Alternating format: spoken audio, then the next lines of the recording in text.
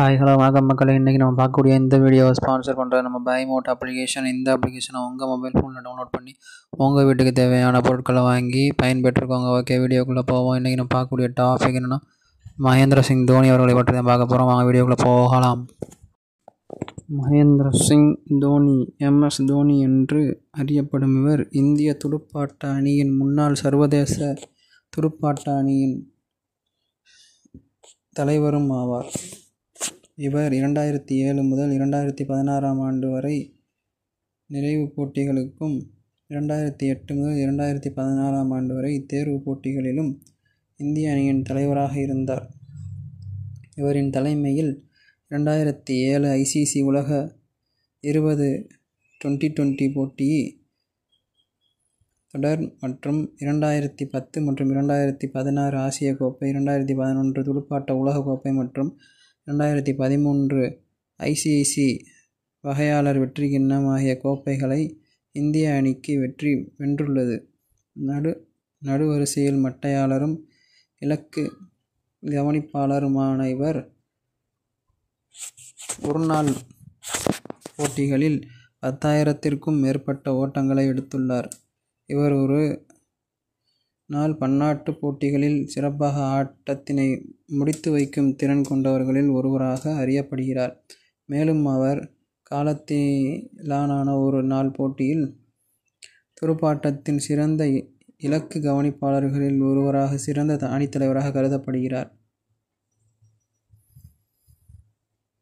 2004 ஆண்டில் வங்காளதேசம் துடுப்பாட்ட அணிக்கு எதிராக ஒருநாள் பன்னாட்டு துடுப்பாட்ட போட்டியில், அடுத்த ஆண்டு இலங்கை துடுப்பாட்ட அணிக்கு எதிராக தேர்வு துடுப்பாட்ட போட்டியில் அறிமுகமானார். 2008 மற்றும் 2009 ஆண்டுகளில் பன்னாட்டு துடுப்பாட்ட அவையின் சிறந்த ஒருநாள் வீரருக்கான விருதை பெற்றார். இவர் இந்த விருதை இருமுறை வென்ற முதல் வீரர் ஆவார்.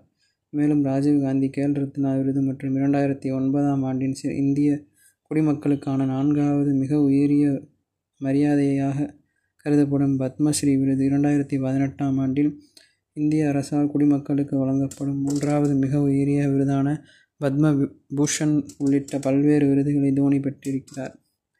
2009, 2010, 2013 ஆண்டிற்கான உலக 11 அணியின் தலைவராக இவர் தேர்வானார். மேலும் இந்த அணியில் 8 முறை இடம் பிடித்தார். அதில் 5 முறை தலைவராக இருந்தார். நவம்பர் 2011 இந்திய இராணுவ தோனிக்கு கௌரவ துணைநிலை கர்னல் பதவி அளித்தது. இவர் கபில் தேவிற்கு பிறகு இந்த மரியாதையை பெறும் 2வது வீரர் ஆவார். 2012 ஆண்டில் ஸ்போர்ட்ஸ் ப்ரோ ஊடகத்தின் அதிக வியாபாரமாகக்கூடிய தடகள வீரர்கள் வரிசையில் இவருக்கு 16வது இடம் கிடைத்தது. இந்திய சூப்பர் லீக்கின் சென்னையின் FC அணியின் உரிமையாளர்களில் ஒருவர் ஆவார். 2015 ஆண்டில் போர்ப்ஸ் இதழில் வெளியிட்ட அதிகம் சம்பாதிக்கும் விளையாட்டு வீரர்களில் இவருக்கு 23வது இடம் கிடைத்தது. MS தோனி இவர் வாழ்க்கையை அடிப்படையை வைத்து எடுக்கப்பட்டது. குறிப்புகள்: ஆரம்பகால வாழ்க்கை. தோனி பீகார் மாநிலத்தில் ராஞ்சி ஊரில் பிறந்தார். இவர் பான்சிங் மற்றும் தேவகி தேவி ஆகியோரின் 3 குழந்தைகளில் இளையவர் ஆவார். இவரது பெற்றோர் உத்தரகாண்டிலிருந்து ராஞ்சிக்கு குடிபெயர்ந்தனர். இவரது தந்தை ஜார்க்கண்டிலுள்ள மெக்கன் காலனி நிறுவனத்தில் குழாய் செய்குனராக பணியாற்றினார். உத்தரகாண்ட் மாநிலத்தின் அல்மோரா மாவட்டத்தில் உள்ள ஜைத்தி தாலுகாவில் உள்ள லவாலி இவரது பூர்வீக கிராமமாகும். இக்கிராமத்தில் 20 முதல் 30 குடும்பங்கள் வசிக்கின்றன. இவரது தந்தை பான்சிங் தோனி 1970 வேலைக்காக கிராமத்தை விட்டு வெளியேறி ராஞ்சியில் குடியேறினார். தோனியின் மாமா தன்பட் சிங் தௌனி மற்றும் அவரது உறவினர் ஹயாத் சிங் தௌனி லவாலியில் வசிக்கின்றனர்.